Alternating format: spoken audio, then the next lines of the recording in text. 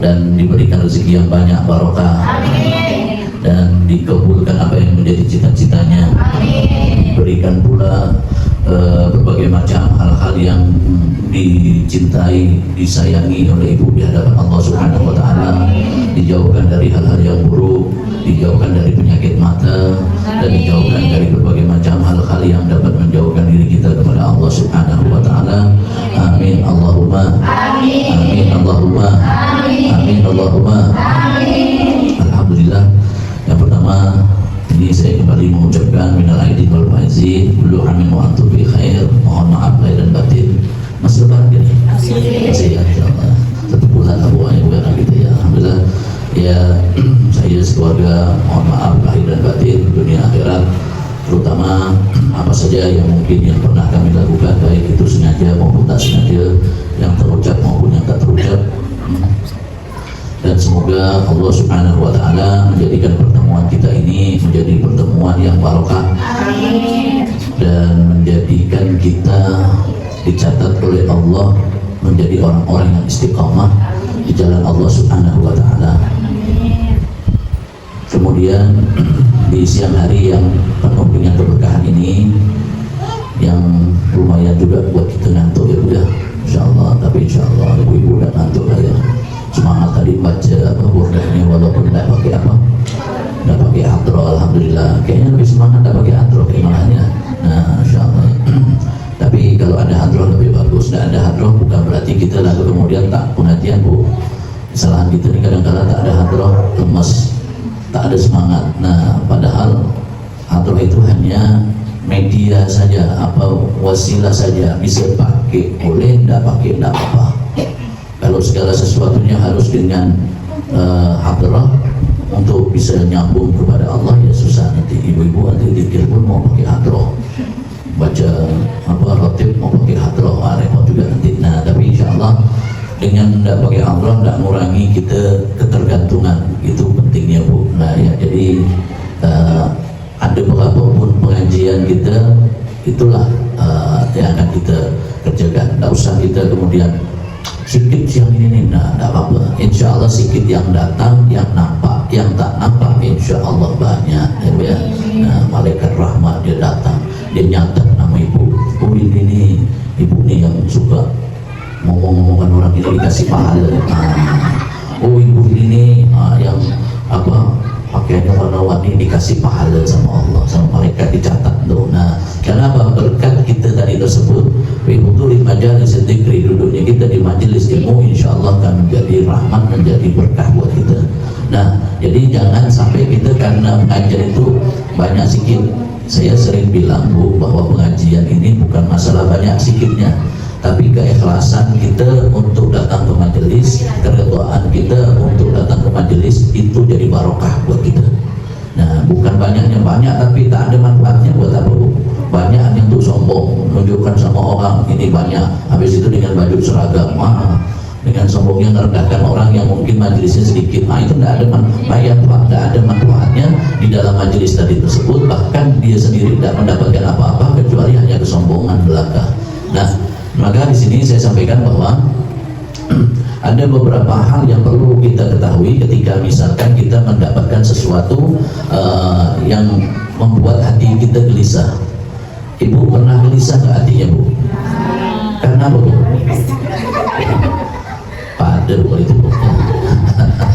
minimal ibu gelisah itu banyak faktor ya, selain tadi tersebut mungkin juga karena faktor kesehatan, tidak ada uang, tidak ada teman, dijauhi teman, itu juga bisa menjadi faktor itu. Atau yang paling parah adalah ketika kita diomongkan sama orang, ibu diomongin sama orang, terus ibu jadi gelisah. Nah, ini yang paling parah. Nah, bagaimana cara supaya kita menghilangkan kegalauan?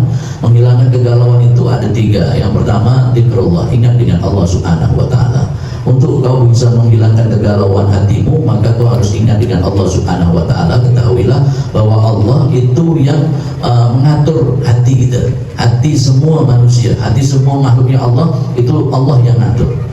Ibu tidak usah susah, ibu tidak usah gelisah, ibu yang penting dekat sama Allah, insya Allah ibu sudah mendapatkan kenikmatan dari Allah. Tidak usah susah. Orang mau ngomong apa, biarkan orang mau ngomong apa.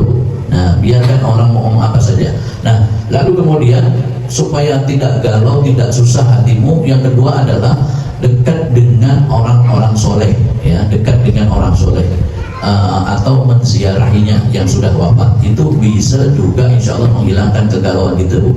Maka orang tua kita dulu kalau udah mau masuk bulan puasa, dia pengen hatinya bersih, betul enggak?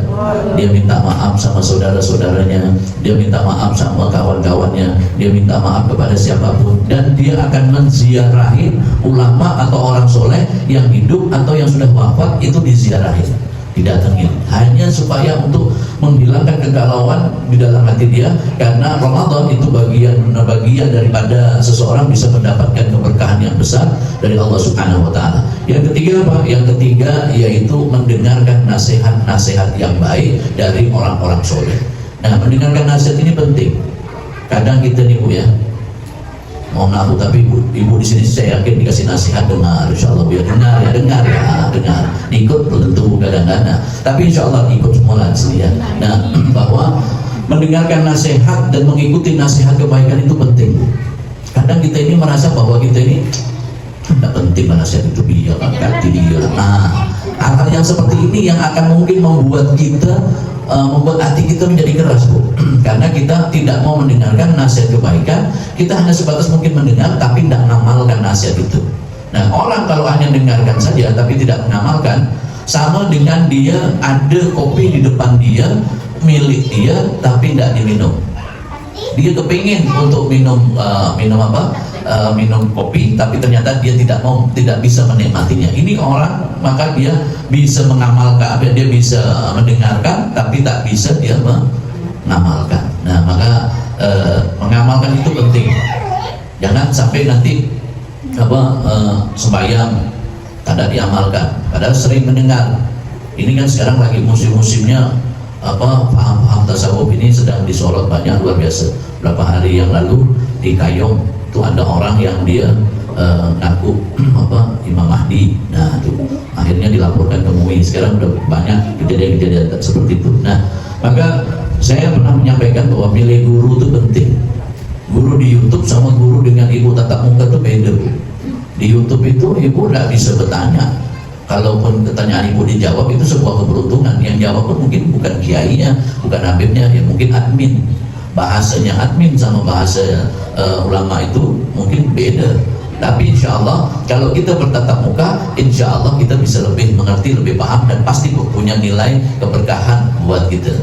Nah, lalu 3 kegalauan ini yaitu bisa menghindarkan kita dari orang-orang yang ibu banyak diomongkan orang, ibu sumpah misalkan, tidak usah ibu urus.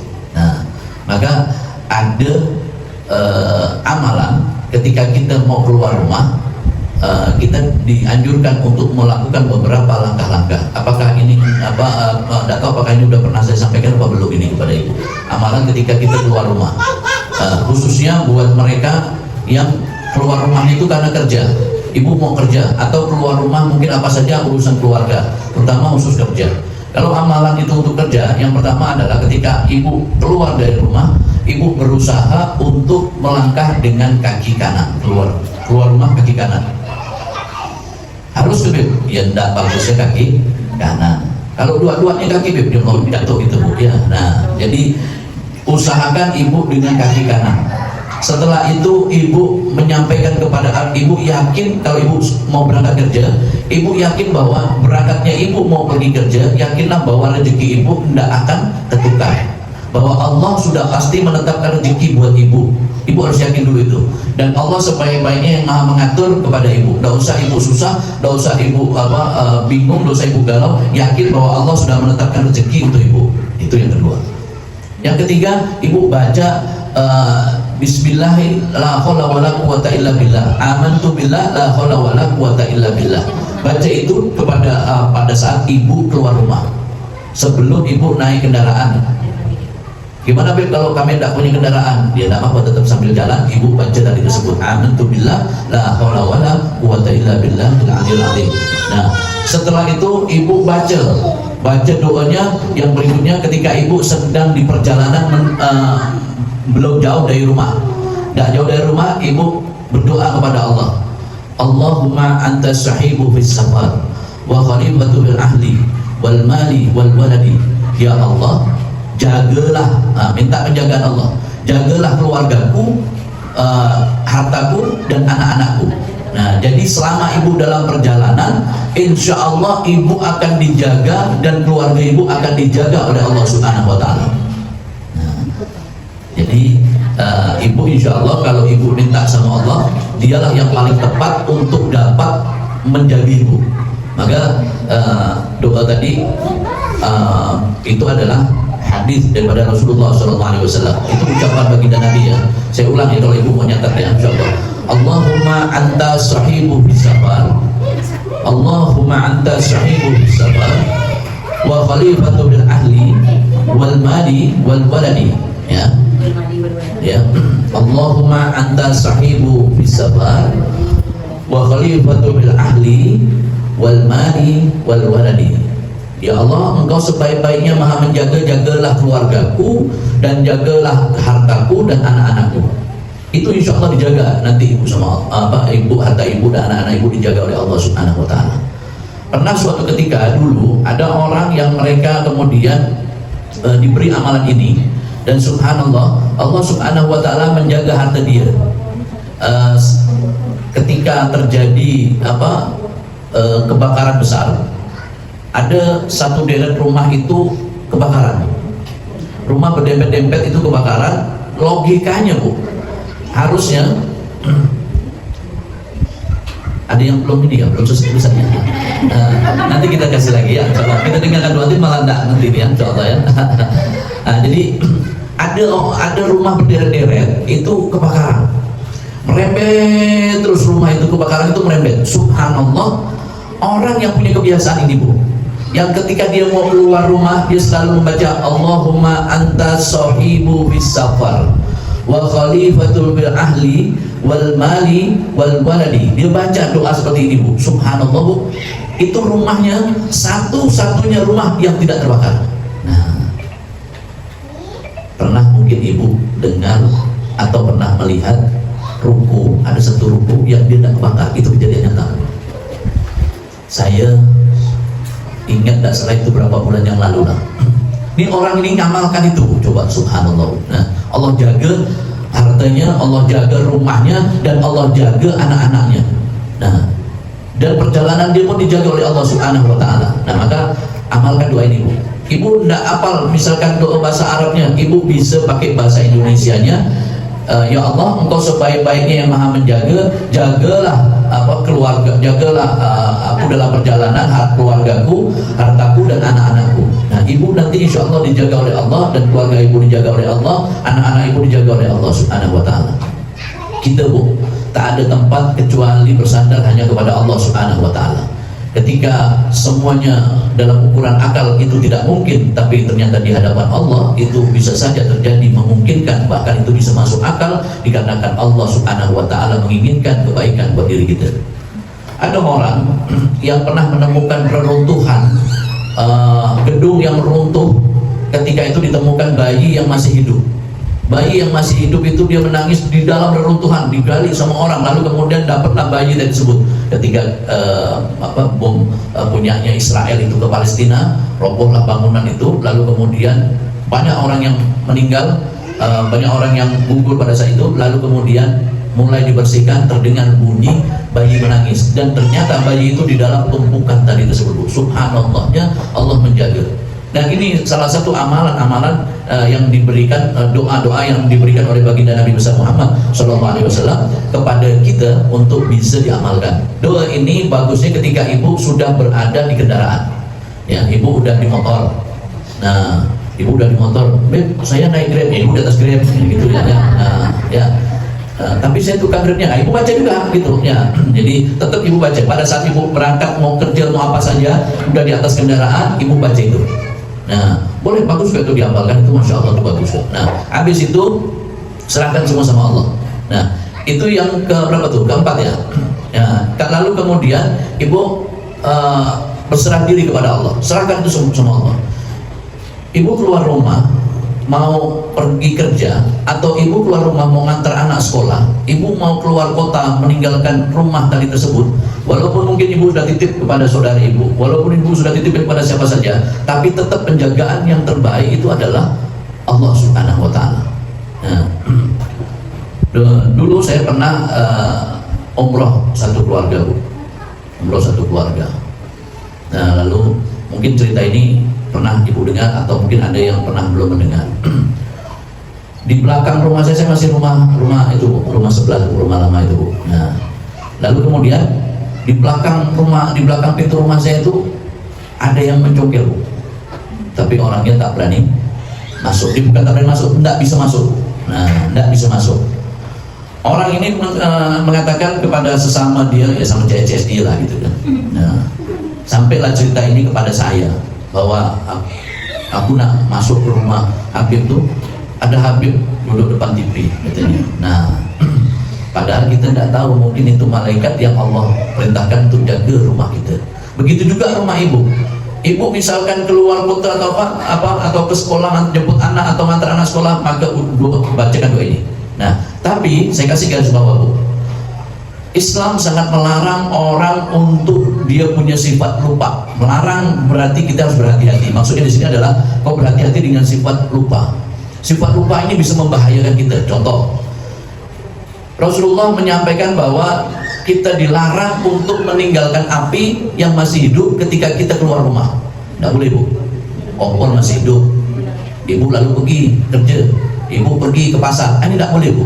Nah, sebentar kok, perginya sebentarnya ibu tuh bisa 2 jam, ketemu kawan, ngobrol sana. Kemarin sampai dapat arisan, oh ini dapat arisan di rumah, panjang airnya kompor di rumah itu kering, pancinya kering, meletup dia ke atas, lalu jatuh menimpa kompor itu, lalu kemudian bisa terjadi kebakaran. Naudzubillah min dzalik. Membiarkan juga kemudian seperti nyamuk obat nyamuk. Nah, obat nyamuk tidak boleh, Bu. Itu ada api, unsur api. Karena di sini disampaikan bahwa jangan kau tinggalkan api yang masih hidup di dalam rumahmu ketika kau keluar. Maka pastikan, Bu, api itu mati. Maka saya kalau mau keluar, Bu, pergi sama Ibu, sama anak-anak, saya pasti bilang, saya orangnya agak cerewet, Bu. Saya bilang sama Ibu, kompor udah mati belum?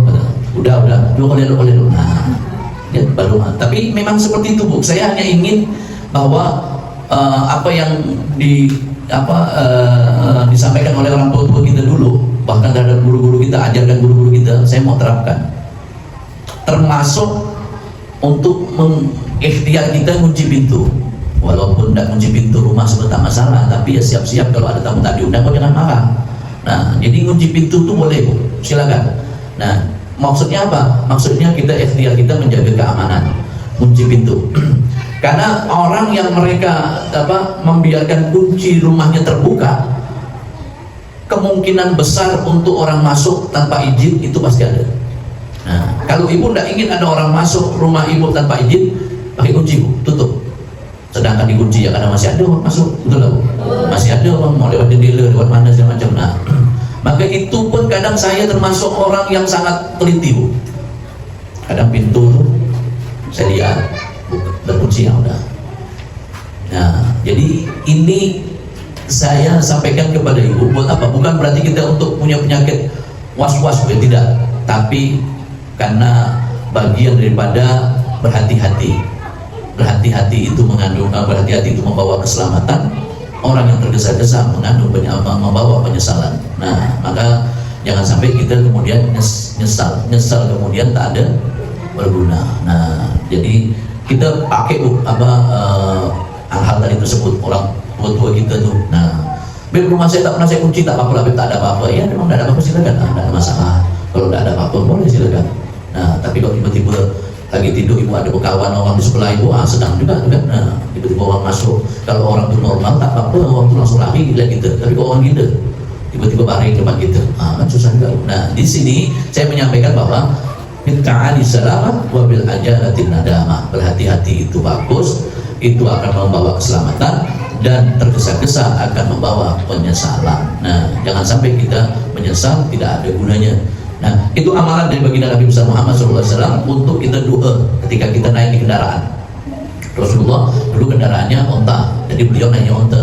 Jadi nanti ibu jangan naik sapi baru baca doa itu. Nah, naik motor, naik mobil, naik sepeda, jalan kaki pun ibu dibolehkan. Pokoknya ketika ibu meninggalkan rumah ibu doa sama Allah. Batas berapa jauh Beb untuk bisa baca doa ini? Pokoknya ibu meninggalkan rumah ibu walaupun itu tidak jauh, doa. Saya ke gang sebelah Beb, baca doa. Allahumma anta sahibu bis safar wa khalifatu bil ahli wal mali wal waladi. Minta itu sama Allah, nanti Allah akan jaga kita Bu. Nah, tidak usah ibu risau dengan hal-hal yang ibu membuat ibu bingung, resah, gelisah, apalagi terhadap tadi itu, yaitu pembicaraan orang terhadap ibu. Tidak apa-apa, biarin mereka dengan pembicaraan mereka. Yang penting ibu tetap terus berjalan, niat ibu baik untuk semata-mata mencari ridhonya Allah.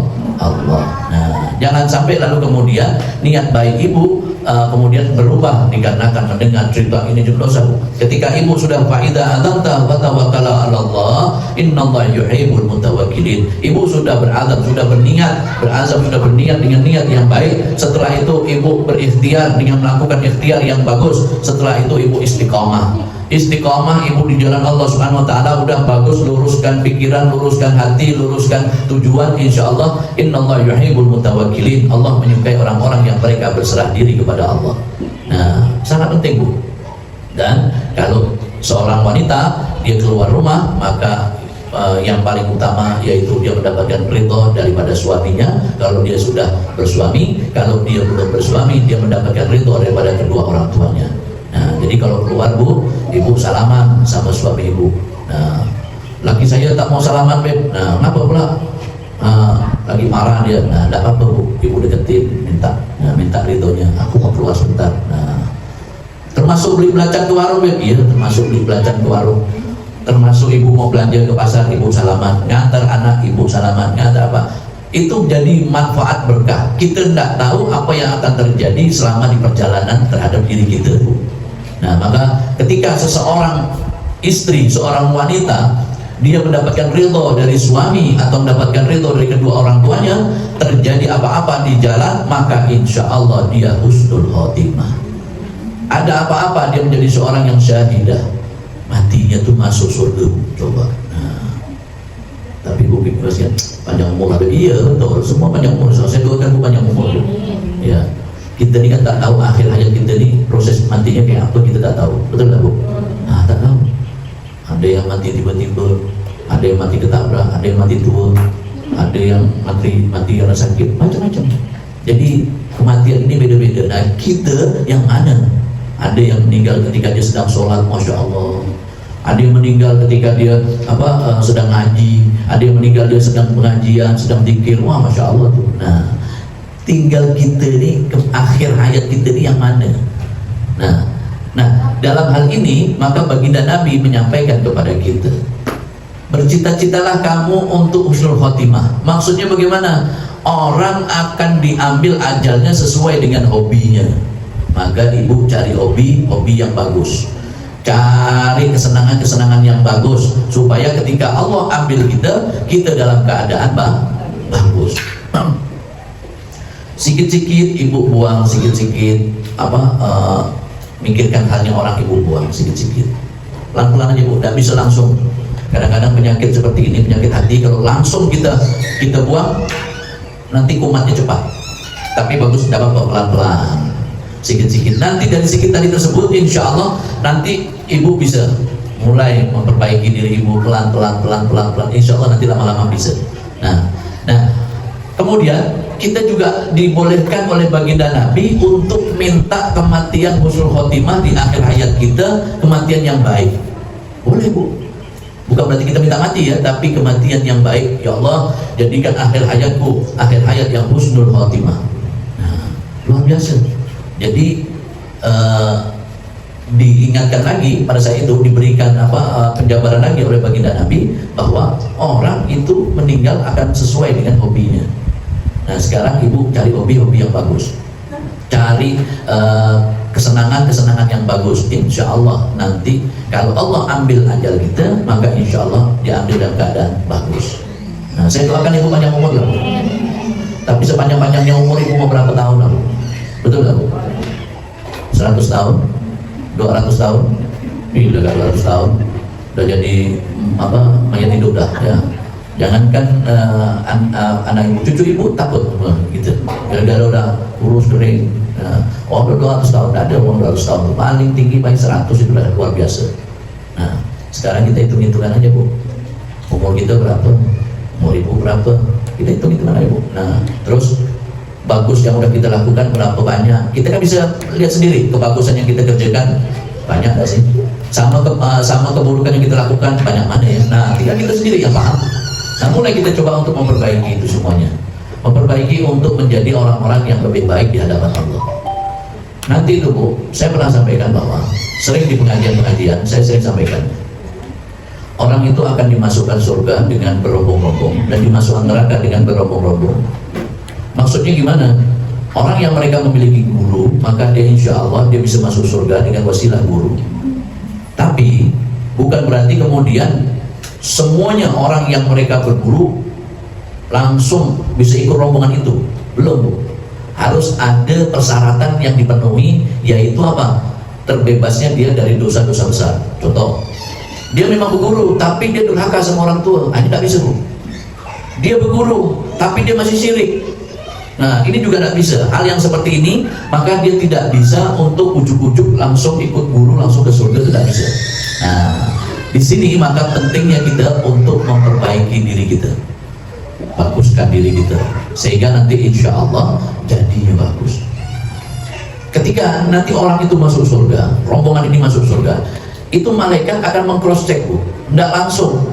Itu guru saya, di cross check sama gurunya, benar tidak itu Kiai itu murid sampean? Oh iya murid saya, dicek dulu nanti itu selama di dunia bagaimana. Nah, kalau dia kemudian di situ ada kalimat taubat, dia ada pernah bertobat kepada Allah, dia pernah mohon ampun kepada Allah, maka insya Allah itu menjadi bagian daripada Allah Subhanahu Wa Taala akan menganugerahkan ampunan kepada orang tersebut sehingga kemudian dia bisa mengikuti gurunya. Nah, di akhirat itu ada padang mahsyar. Padang mahsyar dikumpulkan oleh Allah. Padang mahsyar ini adalah jauhnya sejauh pandangan mata memandang. Pada saat itu semua manusia kumpul semuanya di situ. Itu padang mahsyar semua kumpul di situ. Semua manusia kumpul di situ. Setelah itu kumpul di situ nanti akan dihisab oleh Allah satu-satu. Ibu bayangkan ngantri satu-satu ini Bu, bergegar gitu Bu.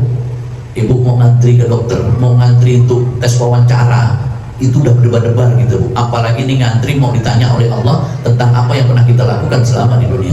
Itu berdebar-debar Bu. Semua orang itu semua ada rasa takut, tidak sempat dia nengok kanan kiri masing-masing, karena di padang mahsyar, mohon maaf ya, padang mahsyar itu semua akan telanjang. Tapi tidak sempat kita mikir ada alatnya di situ. Tak sempat Bu kita mau lihat, tidak kepikir, kita mikir diri kita sendiri, ya Allah. Ya, kita mikir pada saat itu diri kita sendiri. Karena pada saat itu akan ditanya oleh Allah. Dan orang yang bisa menjaga aibnya orang, maka Allah akan tutup dia dengan tabir, ditutup dia dengan hijab antara dia dan Allah saja. Tidak ada orang lain yang tahu. Tapi kalau orang yang suka buka aibnya orang, maka dia akan ditanya di hadapan orang banyak, sehingga orang banyak pun jadi tahu bahwa dia ternyata orang yang suka buka aibnya orang. Di saat itu semua ketahuan. Itu padang mahsyar. Setelah itu dari padang mahsyar kita akan melalui 3 tempat. Apa yang pertama? Yaitu mizanullah, mizannya Allah, timbangannya Allah. Apalagi yang kedua, yaitu penerimaan kitab, mau dari kanan apa dari kiri. Setelah itu apalagi? Yaitu sirat, jembatan, siratal mustaqim, jembatan menuju kepada surganya Allah Subhanahu Wa Taala. Nah, proses mizan ini timbangan Bu ya. Ibu tidak bisa gambar bayangkan timbangan ini kayak ibu di pasar, oh timbangannya macam itu, nanti gitu lah ditimbang gini, bukan kayak gitu Bu. Ibu kayak timbang daging, timbang sayuran, tidak kayak gitu Bu. Menurut daripada Syekh Abdul Qadir Al-Jilani dalam satu kitab beliau Al-Ghunyah disampaikan bahwa mizan Allah nanti itu di akhirat itu, yaitu manusianya itu berada di tengah, lalu kemudian amalan baik itu di kanan, amalan tak baik itu di kiri. Itu ditimbang, maka di saat itu yang berat yang mana, maka disitulah nampak ketahuannya. Jadi kita di tengah, kanan kita amalan baik, kan kiri kita amalan buruk. Nah, itu di situ mizan Allah. Nah, mizannya Allah. Nah, setelah itu ketika ditimbang, itu nanti ada orang yang dia timbangan amalnya itu, amal baiknya itu rendah, amal buruknya itu banyak. Lalu kemudian malaikat Jibril mengatakan kepada hamba Allah tersebut, udah kau masuk neraka ini, katanya. Nah, Allah lalu mengatakan kepada Jibril, ya Jibril, jangan, tahan dulu dia, jangan sampai dia, jangan masuk neraka dulu. Tanya sama dia coba, pernah tak dia itu duduk dengan orang-orang soleh, duduk dengan orang-orang soleh, dengan para waliku, pernah tak dia duduk? Nah, dengan gurunya, dengan orang soleh, dengan para wali-waliku, pernah tak? Kau tanya dulu. Tanya malaikat Jibril, orang tadi ini yang amalannya rendah banyak, dia bilang, ya bulan, kau pernah tak duduk dengan orang-orang soleh, dengan orang-orang yang cintai oleh Allah Subhanahu Wa Taala? Tak pernah aku beri. Nah, aku tak pernah duduk dengan mereka, aku sibuk kerja terus soalnya tak sini. Oh udah, kau masuk neraka, katanya. Allah masih mengatakan kepada Sayyidina Jibril alaihissalam, ya Jibril, kau tahan orang itu, jangan masuk neraka dulu, tahan dia. Tapi dia tidak pernah duduk, ya Allah, dengan orang-orang yang mencintaimu dan kau mencintai mereka, ya Allah. Jangan Jibril. Kau tanya dia pernah tidak makan sama-sama dengan orang soleh, dengan orang yang aku cintai. Kau tanya dia. Nah, tanya lagi Jibril. Bulan, pernah tidak kau makan bareng dengan orang-orang soleh yang dicintai sama Allah? Orang ini bilang, tidak pernah Jibril, aku tak pernah datang gitu-gitu, aku sibuk kerja segala macam, aku tidak pernah sibuk gitu-gitu. Nah, lalu kemudian orang ini mengatakan kepada orang ini pada Jibril, aku tidak pernah. Jibril lalu lapor kepada Allah, ya Allah, orang ini tidak pernah, ya Allah, seperti apa yang kau sampaikan, ya Allah, tidak pernah duduk makan dengan orang-orang soleh, ya Allah, dengan orang yang mencintaimu dan kau mencintai mereka. Masukkan dia ke dalam neraka, ya Allah, kata Jibril. Allah mengatakan, jangan Jibril, tunggu dulu, sabar, tunggu, tahan. Nah, kau tanyakan dia namanya siapa, kata Allah. Oh, tanyakan namanya. Kalau namanya ada salah satu dari penghuni surga, masukkan dia ke dalam surgaku. Bayangkan Bu, sampai segitunya Bu. Oh, tanyakan namanya dulu tuh. Namanya dia ada sebagai penghuni surga di sana, itu ada sama dengan penghuni surga, kau masukkan. Nah, makanya baginda Nabi ingatkan, ngasih nama yang bagus Bu. Ibu ngasih nama anak, ngasih nama yang bagus. Jangan ngasih nama asal-asal. Namanya Topik, panggilannya Topik, nama panjangnya wabillahi taufiq wal hidayah, wassalamualaikum warahmatullahi wabarakatuh. Panjang banget tuh coba. Ada lagi yang namanya panggilannya Jiji. Jiji, jadi Ji itu Jiji dipanggil. Nah, Jiji. Ketika ditanya nama panggilan apa? A'udzubillahi minasyaitonirrajim. Apa nama seperti kayak gitu? Ada namanya, dikasih nama Abu Murrah. Murrah ini Bu, salah satu daripada kerabatnya setan. Namanya siapa? Murrah, Beb. Murrah itu kerabatnya setan, termasuk anak beranaknya setan. Masa kita mau kasih nama keluarga setan? Nah, jangan Bu. Jadi kasih nama yang bagus. Nah, ada lagi nama, pernah tidak dengar namanya Meni Bu? Kok orang biasa, kalau orang dulu kan Meni aja, tapi bukan panggilan. Meninya itu bukan. Tapi kalau orang Jawa itu biasa Meni itu untuk yang kecil, mungil, imut-imut, itu dipanggil Meni. Nah, biasa Meni. Nah, itu orang Jawa. Tapi sebenarnya nama seperti ini kurang bagus Bu. Nah, ada lagi panggilan nama perempuan seperti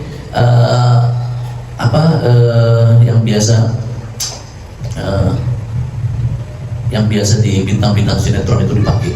Padahal itu namanya kurang bagus, seperti Giana itu Bu ya. Kalau diartikan itu mempunyai makna yang buruk. Masa kita mau kasih nama kita buruk? Nama sih kayak yang keren, Giana. Tidak usah kasih nama. Kalau ibu tidak ngerti, suami ibu tidak paham, ibu tanya sama guru. Gimana Pak Kiai? Gimana Beb? Kalau nama ini gimana? Nah, jangan ibu sendiri. Boleh ibu, tidak ada masalah. Ibu udah ada, misalkan ibu catat, ibu tunjukkan gimana nih, bagus nggak? Oh bagus. Nah, bagus, tidak apa-apa. Yang penting nama itu bisa pengaruh menjadi doa. Nama yang bagus maka bisa menjadi doa yang bagus buat anak kita. Nah, nama yang bagus tuh Bu, nanti suatu saat bisa punya pengaruh di akhirat Bu. Tapi bukan berarti kemudian, contoh misalkan Congkene, misalkan Bu ya, orang kita kan biasanya Congkene, ada nama Congkene. Kita tidak tahu, mungkin di surga ada yang namanya Congkene. Pokoknya nanti itu dilihat penduduk surga itu ada tidak nama ini. Nanti malaikat Jibril dia memeriksa, oh ada ya Allah, nah masukkan dia ke surga. Tapi kalau nama yang bagus-bagus, insya Allah banyak Bu masuk surga. Siapa? Abdullah, Muhammad, apalagi Hasan, Husain, Abu Bakar. Nah, nama Sofyan atau nama apa saja, kasih nama yang bagus-bagus. Karena nama ini punya pengaruh nanti ketika timbangan kita rendah, timbangan amal buruk kita rendah, kita tak pernah kumpul sama orang soleh, tak pernah makan dengan orang soleh. Kalaupun makan palingan habiskan nasi 2 bakul, 3 bakul, dia paling banyak makannya. Nah, tapi tak pernah duduk dengan orang-orang baik, itu tak pernah. Nama pun tak ada bagus-bagus, ya udahlah. Nah, maka coba sekarang namanya harus dibagusin. Namanya dibagusin. Nah, alhamdulillah. Ketika di majelis ini kan, saya senang jamaah itu minta nama. Sekarang jamaah, masya Allah, nama cucunya, nama anaknya, keren-keren namanya, masya Allah. Namanya ada yang apa? Muhammad Haidar, ada Muhammad Rifki, ada Muhammad, banyak, Muhammad Syauki, masya Allah, bagus. Nah, tapi kadang-kadang tuh masih gak dipanggil, cong, masih begitu. Padahal namanya tuh bagus kan, tinggal panggil Muhammad atau panggil nama panggilannya Muhammad Haikal tuh. Nah, ada juga kan. Nah, banyak sekarang udah bagus. Ada Amira Fahria, ada apa? Zakia, Adiba, macam-macam tuh, banyak tuh. Nah, sekarang bagus-bagus dan nama tuh punya pengaruh. Minimal jadi doa buat anak itu, minimal lagi adalah buat nanti di akhirat, ketika nanti di timbangan itu rendah, adalah harapan di situ nama orang-orang bagus itu masuk di surga itu, ada masuk anak kita. Nah, maka jadikan tadi disebut. Nah, nanti tapi ibu jangan bilang ke saya habis pengajian, dia bilang, "Beb, boleh saya ganti nama ya?" Boleh, nggak apa-apa bu, nama panggilan gitu ya. Nah, udah di kakak, nggak apa-apa bu, insya Allah. Sekarang tinggal kitanya bu, kita mau jadi orang bagus apa enggak tergantung diri kita. Nama itu kan solusi terakhir. Ketika solusi terakhir itu ketika kita tidak pernah kumpul sama orang soleh, tidak pernah makan bareng dengan orang soleh, itu jadi solusi terakhir. Tapi kalau ibu sering kumpul dengan orang soleh, insya Allah jadinya baik. Nah, jadinya bagus. Jangan sampai kita tidak pernah kumpul dengan orang soleh, nanti susah bu. Nah, mulai dari sekarang coba ibu biasakan untuk istiqomah. Tidak apa-apa bu, berat sedikit tidak apa-apa bu, capek sedikit tidak apa-apa bu. Yang penting suami ibu ridho, ibu pengajian, udah bismillah, itulah bekal kita nanti di akhirat. Di keluarga bu, kita tak tahu siapa yang menyelamatkan nanti kita di surga. Apakah ibu, apakah suami ibu, atau mungkin anak-anak kita tak tahu. Karena nanti kalau udah satu keluarga ini, satu jak masuk surga, dalam satu keluarga, satu jak masuk surga, itu ketolong semuanya bu. Karena syafaatnya penduduk surga, insya Allah pasti diterima oleh Allah. Walaupun disampaikan oleh baginda Nabi bahwa kullu ummati yadkhuluna jannah, semua umatku akan masuk surga. Memang semua nanti umat baginda Nabi akan masuk surga, semua masuk surga bu. Tapi ada prosesnya bu. Ada yang mau dibersihkan dulu, ada yang mau direndam dulu, ada yang mau disetrika dulu. Oh ini pakai baiklin dulu, dipucuk lagi, rendam pucuk masih belum selesai lagi, baru kemudian disetrika. Nah, ada yang memang bagus langsung ada. Nah, ini ada orang yang dia masuk surga beromong-omong, ikut dia dengan gurunya, masya Allah. Nah, lalu kemudian ada orang yang masuk neraka beromong-omong juga, seperti itu juga ada. Nah, maka nanti akan terlihat ketika nanti kita berbaris di padang mahsyar, kita semua akan menyaksikan keagungannya Allah Subhanahu wa taala di hari itu, dan kita akan menyaksikan betapa maha hebatnya Allah Subhanahu wa taala. Lalu kemudian Allah memanggil satu persatu daripada hamba-hambanya, lalu kemudian kita mendapatkan kebaikan daripada orang-orang soleh yang bermanfaat dalam kehidupan kita dulu, akan dilihat oleh Allah Subhanahu wa taala. Setelah itu lalu kemudian habis dari mizan ditimbang, lalu kemudian apakah kita berhak mendapatkan kitab dari sebelah kanan apa sebelah kiri? Disitulah nanti Allah Subhanahu wa taala yang akan menetapkannya. Allah yang akan menetapkan kepada kita dapat kitab sebelah kanan apa dari sebelah kiri. Setelah itu lalu kemudian lewatlah siratal mustaqim. Semua lewat semuanya. Mulai dari manusia semua dari awal sampai akhir nanti, dan diutamakan umat Nabi Muhammad lebih dulu melewati siratal mustaqim. Ada orang yang melewati siratal mustaqim secepat kilat, seperti cahaya sampai. Ada orang yang melewati siratal mustaqim seperti angin, bus sampai. Ada orang yang melewati siratal mustaqim seperti terbangnya burung gagak, ada sampai. Ada orang yang melewati siratal mustaqim seperti orang yang mereka berlari kencang. Ada orang yang melewati siratal mustaqim seperti berlari biasa. Ada orang yang melewati siratal mustaqim dengan berjalan kaki. Ada orang yang melewati siratal mustaqim dengan merangkak. Bahkan ada yang bergantungan bu.